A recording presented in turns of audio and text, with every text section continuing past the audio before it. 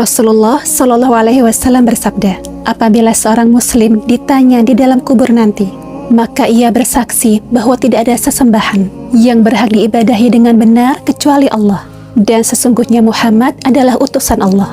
Maka itulah firman Allah SWT. Allah meneguhkan iman orang-orang yang beriman dengan ucapan yang teguh itu dalam kehidupan di dunia dan di akhirat.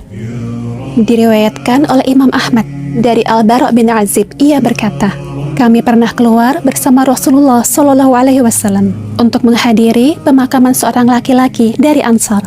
Setelah tiba di kuburan dan mayat belum dimasukkan ke liang lahat, Rasulullah Shallallahu Alaihi Wasallam duduk dan kami pun duduk di sekitarnya. Seakan-akan di kepala kami ada burung, yaitu begitu hening dan terdiam karena menghormati keberadaan beliau. Sambil memegang sebilah ranting, Rasulullah Shallallahu Alaihi Wasallam menggores-gores tanah dengan ujungnya.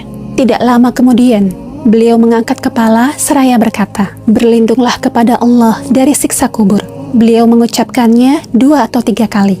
Lalu beliau bersabda, sesungguhnya apabila seorang hamba yang beriman akan pergi meninggalkan dunia menuju negeri akhirat, maka turunlah dari langit beberapa malaikat berwajah putih bagai matahari kepadanya, membawa kain kafan dan hanut dari surga, hingga duduk di dekatnya, sedang jumlah mereka sejauh mata memandang. Kemudian datanglah malaikat maut, lalu duduk di samping kepalanya. Malaikat maut berkata, wahai jiwa yang baik, keluarlah menuju ampunan dan keridhaan dari Allah.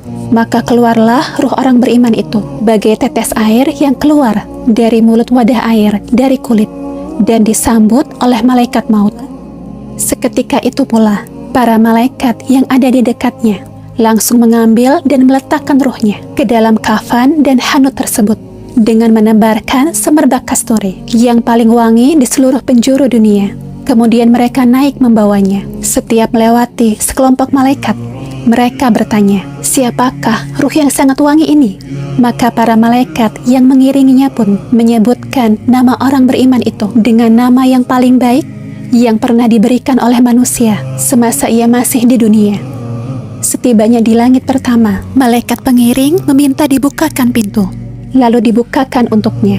Kemudian secara bersama-sama mereka mengantarnya ke langit berikutnya, hingga ruh tersebut tiba di langit ketujuh.